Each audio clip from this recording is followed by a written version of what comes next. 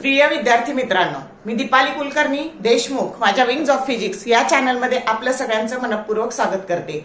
आपण पीवायक्यू ची सिरीज पाहतो आहोत।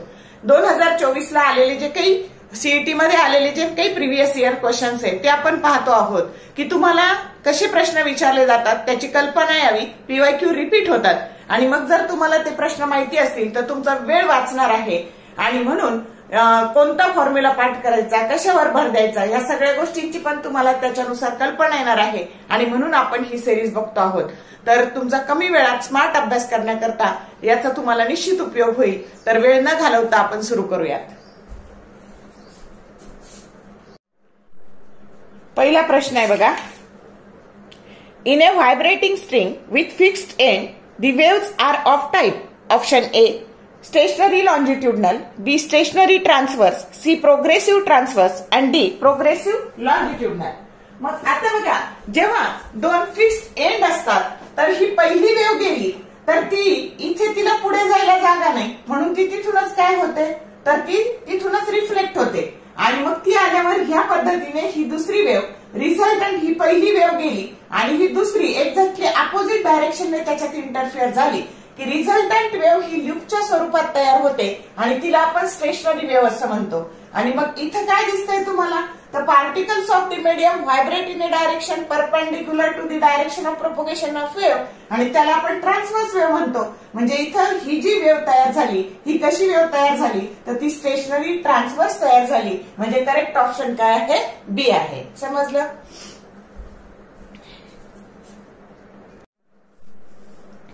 आता पुढचा प्रश्न आहे बघा। When a sonometer wire vibrates in a third overtone, there are option A 4 nodes and 3 antinodes, B 6 nodes and 5 antinodes, C 5 nodes and 4 antinodes and D 4 nodes and 5 antinodes। मग आता तुम्हाला सोनोमीटर वायर मध्ये third ओव्हरटोन म्हटलं ना की एक loop जास्त घ्यायचं, 4 लूप घ्यायचे। 5 ओव्हरटोन म्हणलं ना 6 लूप घ्यायचे। समजतंय? मग आता बघा तर थर्ड ओव्हरटोन 1 2 3 थर्ड ओव्हरटोन मग मोजूयात किती नोड झाले 1 2 3 4 5 नोड आणि किती अँटीनोड 4 अँटीनोड की जो करेक्ट ऑप्शन काय आहे सी आहे।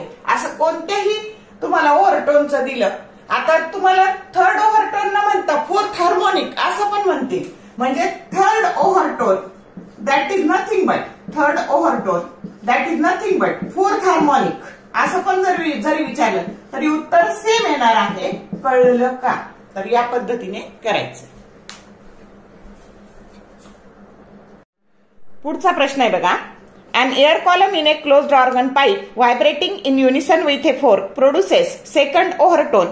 The vibrating air column has option A 3 nodes and 2 antinodes, B 3 nodes and 3 antinodes, C 4 nodes and 3 antinodes and D 3 nodes and 4 antinodes। आता बघा तुमचा क्लोज्ड ऑर्गन पाईप आहे। हा क्लोज्ड ऑर्गन पाईप मध्ये second ओव्हरटोन आहे म्हणजे हा झाला सेकंड ओव्हरटोनची केस। मग आता सेकंड ओव्हरटोन मध्ये मोजा किती अँटीनोड आहे 1 2 आणि 3 म्हणजे सेकंड ओव्हरटोन मध्ये 2 कंप्लीट आणि 1 हाफ लूप येतं आणि म्हणून 3 नोड अँटीनोड आणि नोड सुद्धा 3 म्हणजे जेव्हा तुमचं सोपं लक्षात ठेवायचं सेकंड ओव्हरटोन असेल तर एक संख्या जास्त घ्यायची 3 नोड अँड 3 अँटीनोड। फर्स्ट ओव्हरटोन असेल तर 2 नोड अँड 2 अँटीनोड। समजतंय? या पद्धतीने थर्ड ओव्हरटोन असेल तर एक संख्या जास्त 4 नोड आणि 4 अँटीनोड या पद्धतीने लक्षात ठेवायचं। सेम येतं कुठे क्लोज ऑर्गन पाईप मध्ये। कळलं का? पुढचा प्रश्न आहे बघा।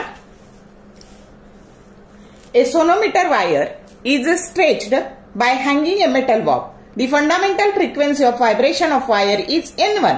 When the bob is completely immersed in water, the frequency of vibration of the wire becomes N2. The relative density of the metal of the bob is option A N1 divided by N1 minus N2, B N2 divided by N1 minus N2, C N1 square divided by N1 square minus N2 square and D N2 square divided by N1 square minus N2 square। आता बघ आपल्याला situation काय दिलेली आहे तर आपल्या सोनोमीटरच्या वायरला एक bowl लावलेला आहे। तर असा हा सोनोमीटर बॉक्स आहे आणि त्याच्यावर ही अशी इथे जी दोरी आहे या दोरीला इथे बॉब लावलेला आहे. आता आधी हा जो मेटल बॉब आहे हा एअर मध्ये आहे आणि मग त्याला पाण्यात बुडवलाय.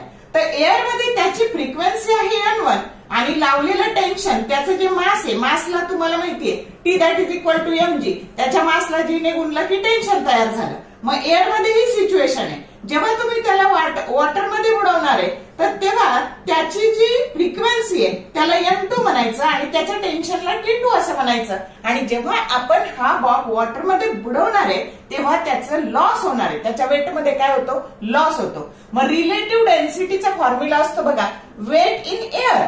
आता वेट इन एअर T1 आहे आणि loss of weight in water म्हणजे T1 मायनस T2. मग आपल्याला खरी याची किंमत काढायची आहे. मग समजलं का काय करायचंय ते. आता आपल्याला फंडामेंटल फ्रिक्वेन्सीचा सोनोमीटरचा फॉर्म्युला माहितीये, N that is equal to 1/2L into square root of T/m. मग आता हे L कॉन्स्टंट आहे आणि त्याच्यानंतर लिनियर डेन्सिटी पण कॉन्स्टंट आहे. मग फक्त N is directly proportional to square root of T म्हणजे N1/N2 that is equal to under root of T1/T2 आणि T1 म्हणजे स्क्वेअरिंग ऑन बोथ साइड्स केलं T1/T2 तर आलं N1 square by N2 square. म्हणजे T1 ची व्हॅल्यू काय टाकायची N1 स्क्वेअर, T2 ची काय टाकायची N2 स्क्वेअर. आणि मग बघा बरं N1 square divided by N1 square minus N2 square की जो करेक्ट ऑप्शन सी आहे आणि जी काय आहे रिलेटिव्ह डेन्सिटी आहे. आता बघा तुम्हाला एवढं करायची गरज नाही. तुम्हाला एवढा फॉर्म्युला माहिती असेल आणि हे टेक्निक माहिती असेल तर तुम्हाला एका सेकंदात उत्तर देता येणार आहे या फॉर्म्युल्यावरून. T1 is directly proportional to N1 square and T2 is directly proportional to N2 square. एवढं जर माहित असेल तर तुम्हाला हा फॉर्म्युला सहजासहजी लिहिता येणार आहे. प्रॉब्लेम मोठा दिसत असला तरी पहिल्यांदा शिकताना तो डिफिकल्ट वाटतो, पण त्याची कन्सेप्ट जर आपण क्लिअर करून घेतली तर आपल्याला एका सेकंदात उत्तर देता येतं. समजलं का.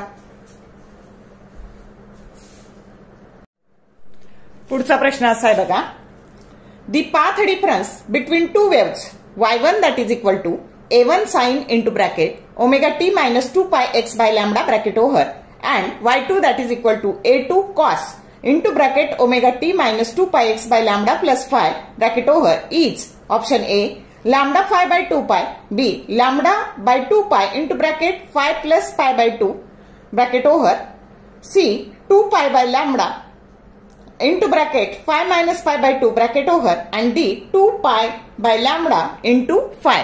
मग आता बघा आपल्याला काय दिलंय तर अशा दोन वेव्स दिलेल्या आहेत. पहिली वेव्ह दिली आहे y1 that is equal to a1 sin into bracket omega T minus 2 pi x bye lambda आणि दुसरी दिली आहे y2 that is equal to a2 cos omega T minus 2 pi x bye lambda plus 5. मग आता तुम्हाला काय काढायचंय तर पाथ डिफरन्स काढायचंय. म्हणून हिला साइन मध्ये कन्वर्ट करायचं. मग कॉसची साइन मध्ये कन्वर्ट करताना तुम्हाला पाय बाय 2 हे ऍड करावं लागणार आहे. म्हणजे इथे झाले 5 प्लस पाय बाय 2 तेव्हा हे कॉसचे काय झाले साइन झाले. आता ह्या दोन वेव्ह मधला काय काढायचंय आपल्याला पाथ डिफरन्स. मग हा फेज डिफरन्स असतो. Phase difference that is equal to 2 pi by lambda into path difference delta X. काढायचंय काय पाथ डिफरन्स डेल्टा एक्स बरोबर आता झालं लॅम्बडा बाय 2 पाय इंटू आता हे इकडे गेले डेल्टा फाय फेज डिफरन्स. मग आधी आपण ह्या दोन वेव्ह मधला फेज डिफरन्स काढून घेऊ. यातला आणि यातला. याला म्हणा इक्वेशन नंबर 1, याला म्हणा इक्वेशन नंबर 2. बघा बरं इथं 0 आहे आणि इथं 5 प्लस पाय बाय 2 आहे. म्हणजे डेल्टा फायची किंमत काय झाली तर 5 प्लस पाय बाय 2 हा झाला तुमचा फेज डिफरन्स आणि त्याला गुणायचंय कशाने लॅम्बडा बाय 2 पायने आणि म्हणले गुणल्यावर काय आलं मग करेक्ट ऑप्शन डी आला. समजलं कसं सोडवायचंय.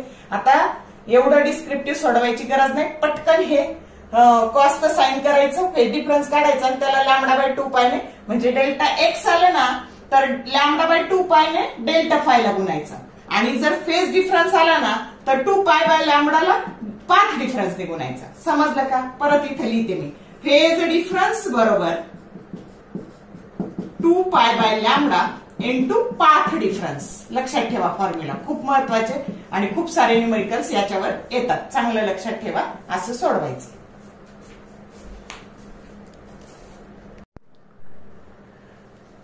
पुढचा प्रश्न आहे बघा, the fundamental frequency of an air column in a pipe open at both end is F1. Now 80% of its length is immersed in water. The fundamental frequency of the air column becomes F2. The ratio of F1 as to F2 is option A 5 as to 2, B 4 as to 5, C 5 as to 4 and D 2 as to 5. तर आता बघा आपल्याला काय दिलंय, तर आधी pipe open at both end. तर फ्रिक्वेन्सीचा फॉर्म्युला काय असतो, F1 that is equal to V by 2L. मग आता ही झाली फ्रिक्वेन्सी आधी की pipe open at both end, याला म्हणून इक्वेशन नंबर 1. दुसऱ्या केस मध्ये काय केलंय की पाईप आहे ना हा 80% पाण्यात बुडवलाय, म्हणजे 20% वरती राहिलाय. आणि जेव्हा तुम्ही त्याला पाण्यात बुडवणार आहे त्यावेळेस तो pipe it acts as a pipe closed at one end, आणि त्याची फ्रिक्वेन्सी असते बघा F2 बरोबर 1 बाय V बाय 4L. ही झाली फ्रिक्वेन्सी. पण लेंथ किती वर आहे मग 20%, म्हणजे 20% म्हणजे 0.2L. आणि मग हा गुणाकार करून V बाय 0.8L ही झाली F2. आता तुम्हाला F1 बाय F2 चा रेशो विचारलाय. मग F1 आहे तुमचं V बाय 2L आणि divided by V by 4L that is nothing but V by 0.8L. मग आता याला भागिले उलट गुणिले करून हे 0.8L बाय V झाले, V कॅन्सल झाले, LL कॅन्सल झाले, 0.8 बाय 2 म्हणजे F1 बाय F2 झालं 0.4. 0.4 म्हणजेच 4 बाय 10. 4 बाय 10 असा ऑप्शन दिलेला नाही, म्हणजे हा काय येणार 2 बाय 5 की जो डी ऑप्शन दिलेला आहे. समजलं कसं सोडवायचं ते. तर कन्सेप्च्युअल आहे बघा, दोन्ही फॉर्म्युले पाठ पाहिजे आधी. आता इथे एक ट्रिक सांगते. Pipe open at both end साठीचा जो फॉर्म्युला आहे तर तिथं 2 येतं आणि वन एंडला इथं 4 येतं. कन्फ्युजन होऊ नये म्हणून pipe open at both end fundamental frequency V by 2L. आता इथं त्यांनी F1 घ्यायला लावली म्हणून आपण त्याला F1 घेतली. समजलं. आणि जर आपण जनरली असं पाठ करतो आणि pipe closed at one end that is nothing but V by 4L. हे दोन्ही फॉर्म्युले करा. आणि इथे 80% खाली आहे म्हणजे 20% वर आहे हे लक्षात ठेवा. मग सोपं आहे सोडवायला.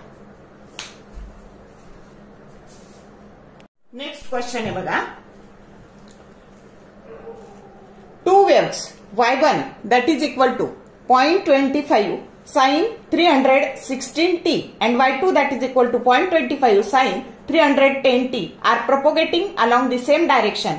The number of beats produced per second are option A pi by 3, B 3 by pi, C 2 by pi and D pi by 2.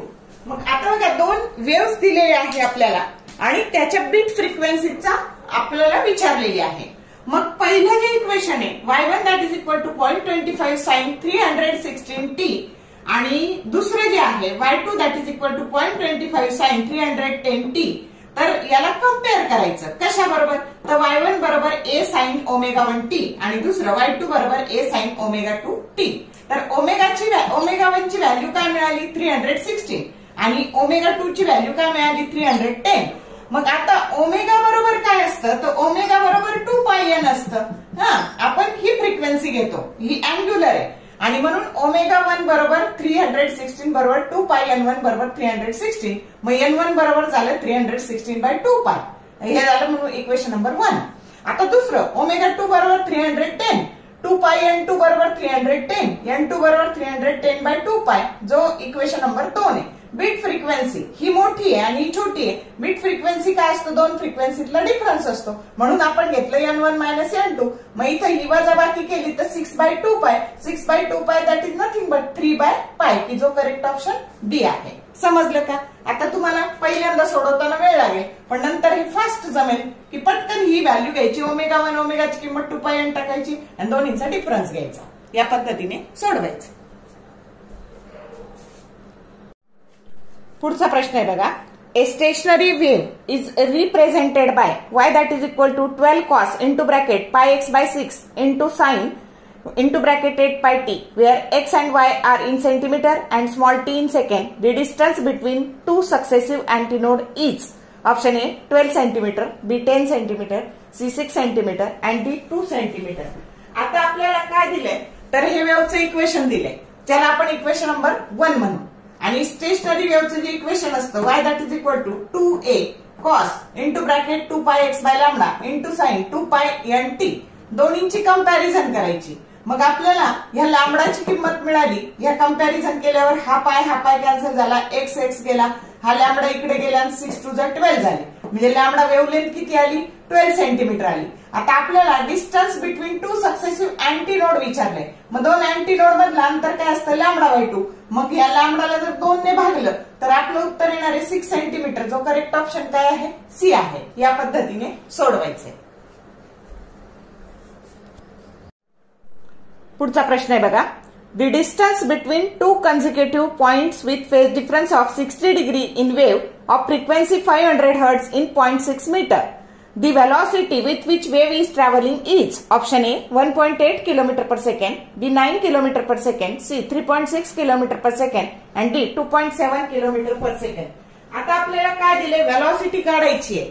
मग आपल्याला फेज डिफरन्स दिलाय डेल्टा फाय 60 डिग्री म्हणजेच π/3 रेडियन. डेल्टा एक्स दिले 0.6 मीटर पाथ डिफरन्स किंवा distance म्हणूयात आपण त्याला. आणि फ्रिक्वेन्सी 500 हर्ट्झ आहे. मग वेलॉसिटी v बरोबर n लॅम्बडा.